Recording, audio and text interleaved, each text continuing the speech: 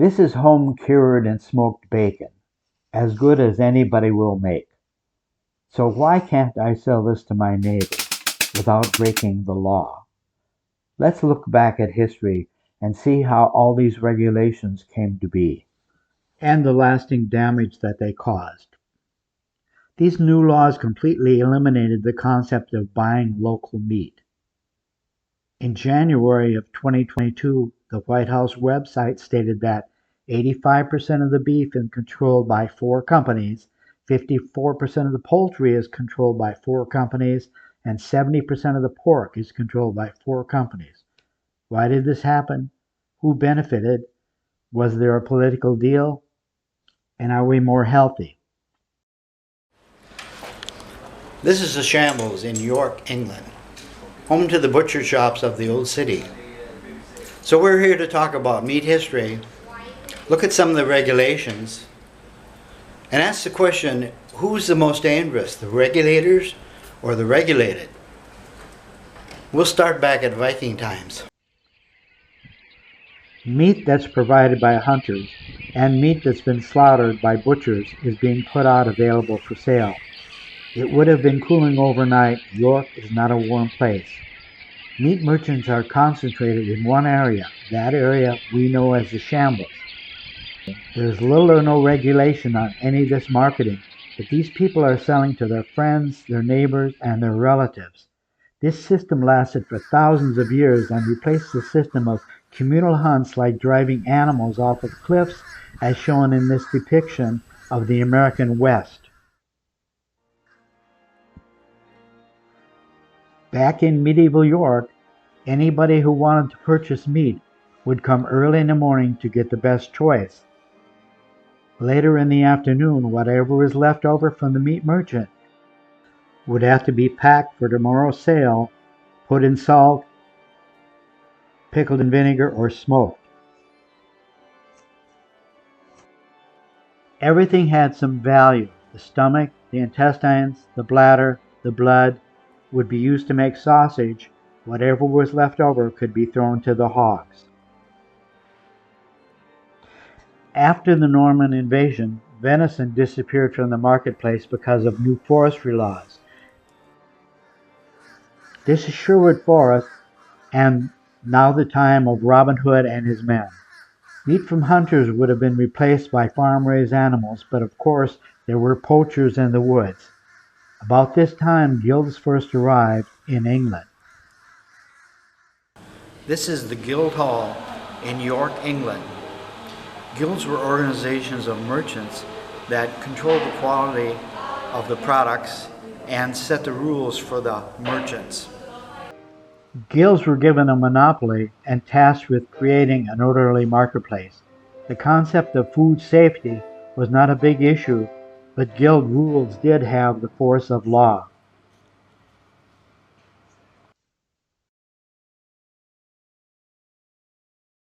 In 1835, the British Parliament passed the Municipal Reform Act. This effectively removed the monopoly that the guild had over the meat industry. Within a few years, the British market was being flooded with pork products from America and Canada. Soon after this, agricultural products from all over the world were flowing into the UK, depressing the rural areas and the farm economy. During this period, there was nothing that you would call meat inspection anywhere in the world, nor was there any serious issues with illness from the meat in the United States or in the UK. The most dangerous things were outbreak of fire in the city, like the Newcastle Gateshead fire, drinking water from a public well, or a trip to a hospital. In July of 1963, the UK Parliament was discussing establishing a meat inspection scheme. This was after hundreds of years of no substantial problems becoming evident in the meat industry. During the discussions, a member of Parliament, Thomas Pert, with no experience in farming or in the meat industry, stated, "We have just over 3,000 slaughterhouses.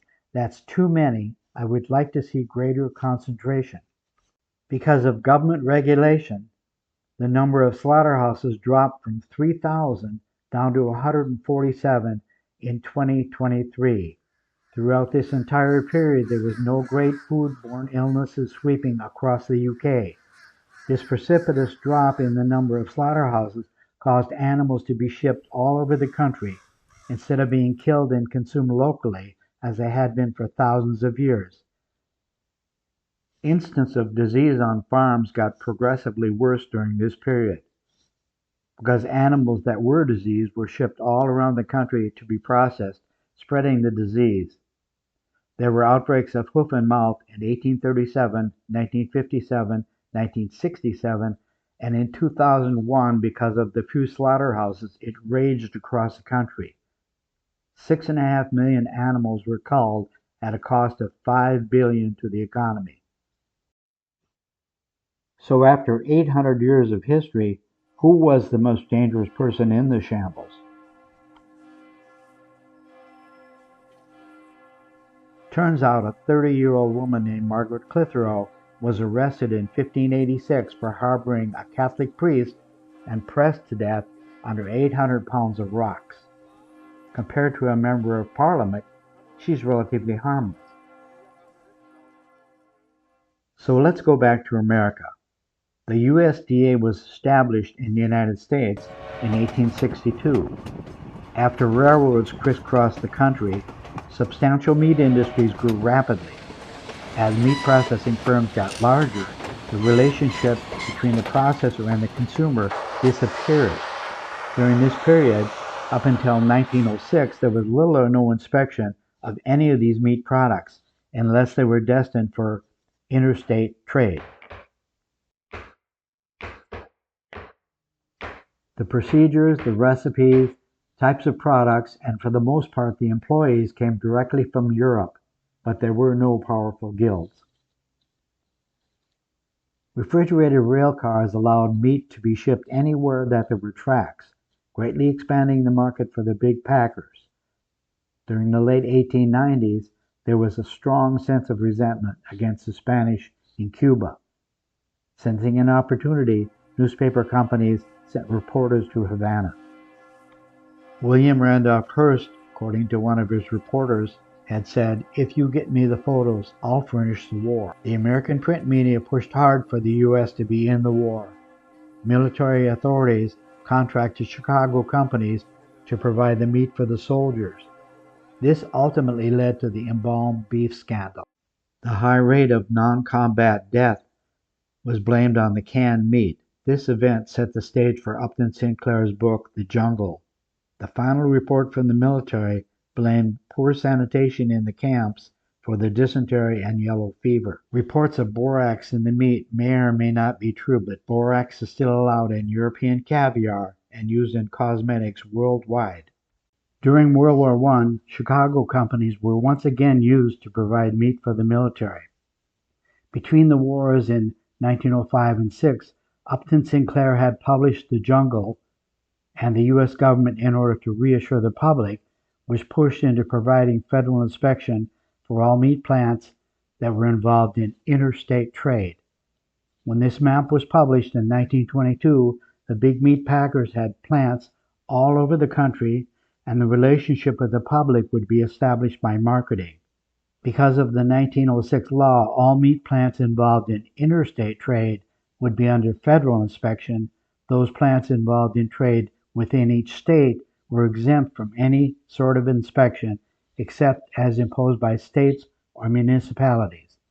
Virtually every little town across America had a main street which included a butcher shop where meat was processed and sold to be eaten locally.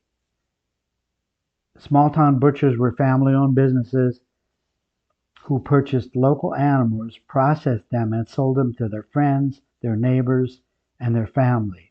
These small-scale slaughtering operations were far from the major markets and constituted approximately 15% of the slaughter capacity of the United States in 1960. It's estimated there were perhaps 7,000 of these small slaughterhouses. These small-town businesses were run by members of the community, like the butcher, the baker, and the candlestick maker of the old fable. By the mid-60s, sometimes these businesses would be second or third generation. Each market offered for sale the kind of meat cuts and sausage products that the local community wanted. Animals were not hauled hundreds of miles, processed, packed in plastic, put in cardboard boxes, then shipped back out to be consumed. They were consumed where they were slaughtered. Local meat did not need a 30, 60, or 90-day shelf life. People knew what food was, where it came from, the labels were simpler, and everybody in town knew who the butcher was. The mid-60s brought a whirlwind of new laws and regulations that brought an abrupt end to this produce local, buy local, consume local concept that had been in effect for thousands of years. Many of the large established meat packers in this era had plants over 60 or 70 years old, systems that were equally old, and an entrenched union. The union stood firmly against innovations that could cut labor costs and perhaps eliminate union jobs. There was excess capacity in the meat industry partly because of a post-World War I speculation scheme, but the various companies shared the same inefficiencies, high fixed costs, and a need to process 3, 4, or even 5,000 animals each day to break even. In the mid-60s, there was a push to unionize the entire meat packer labor force. But it was a unique time in history when the needs of the big packers and the needs of the labor union would align. In 1961, Iowa beef packers established their first plant. Unskilled people would make a few cuts as the carcass passed by. Employees were stepping into an always moving machine from which boxes of pre-cut beef emerged. No skilled butchers were required, all non-union labor. IBP's flagship plant would open in 1967, a death star to the old line meat packers. This business model changed the way livestock was marketed, meat was processed, and the way meat was sold all across the country. Huge old meat plants closed, stockyards closed, nothing could stop the process. Simultaneously, the consumer movement was in full force. At this time, a politician stepped forward to lead the push for a new law, the Wholesome Meat Act of 1967. In short, every slaughterhouse and processing plant would have to meet the same requirements. Most of the requirements had nothing to do with the safety of the meat products. In congressional testimony, Mondale said that some of the nation's largest meat packers were passing off sick meat to consumers, but the weight of this law fell almost entirely on the smallest processors. Many regional processors and all Main Street butcher shops would be eliminated. The relationship that had lasted for centuries between those that raised animals, those that processed the animals, and the consumer would be severed by law. This was the biggest attack on food sovereignty since the forestry laws of Norman conquest times removed wild game as a food source. In order to make the public more willing to accept this new law, the small producers needed to be demonized. Newspapers, particularly in Des Moines, Iowa, and Minneapolis, Minnesota, stepped up to this task. So who would benefit and who wanted this law? Quoting from the Congressional Almanac, citation in the description, the union groups, chiefly the Amalgamated Meat Cutters and Butcher Workmen of America, laid on a strong campaign for regulation of plants in intra-state commerce. State departments of agriculture were against extending the federal standard to all meat plants. Walter Mondale was the politician at the head of the effort to pass this law. Although raised in a small Minnesota town, he had no experience in the meat industry or agriculture, but he had presidential aspirations and badly needed a support group. He chose the union, and to push this law through for the benefit of the unions and the big meat packers. The result would be thousands of small competitors removed from the marketplace and many thousands of non-union jobs simply eliminated. The 1970s and 80s were bad years for the old line meat packers and their union employees. Those that morphed into the IBP box beef model survived, those that didn't perished. This plant had been built in 1877 and it closed in 1973. 3,000 union employees lost their jobs. The facility was just too old to remodel. and the effect on wages in the meat industry has been dramatic. Labor has not yet recovered. In 1969, in order to show support for unions, Walter Mondale walked the southern border with Cesar Chavez. Chavez testified before Congress saying that employers go to Mexico and have unlimited, unrestricted use of illegal immigrants to break our strike. The testimony was about farm workers, but some meat packers used the same tactics. In 1970, you can see the spike in immigration. Wages have not yet recovered. And for the most part, the union movement has moved on to the public sector. In 1997, the U.S.D.A. announced a new inspection model, shifting some of the responsibility for inspection back to the processing firm. Company employees pre-inspected meat, resolved problems as can, and the federal employees would do the final inspection. In some ways, the U.S.D.A. is moving responsibility for food quality back to the processor, similar to the guild system in medieval times. The guild had searchers that went place to place to inspect the product. Generally speaking, almost all food companies produce a wholesome and quality product because it's in their interest to do so. But the government stamp does not guarantee the wholesomeness of these products. Food companies have been convicted of bribing inspectors. Food inspectors have been convicted of accepting bribes. A 2009 report stated that there was a recall of 143 million pounds of beef, the largest beef recall in U.S. history. Apparently, even with inspectors on site, there was no anti-mortem inspection of the cattle. The meat had been shipped to 150 school districts for the National School Lunch Program. Even more unbelievable, this company received the Supplier of the Year award in 2004. Death from bad meat has never been a big problem, and food laws have always been for the regulation of commerce, not for food safety. 6 million deer are taken by hunters each year. This is about 300 million pounds of meat that's safely eaten by families, given to neighbors, or donated to the needy.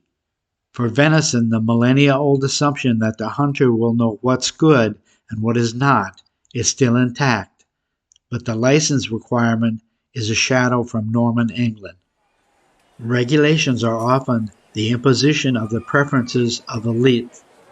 Foods that they won't eat become prohibited or déclassé and reserved for the lower class. Many highly prized meats from Europe are simply not allowed in the United States. Laws are fashioned by those who benefit from them, not by people who suffer from them. The Wholesome Meat Act of 1967 is just one of many laws and regulations that have played their part in the destruction of rural America. Vibrant small towns have been transformed into near ghost towns because of a variety of these kinds of laws, while more important things like lead in the water are simply ignored.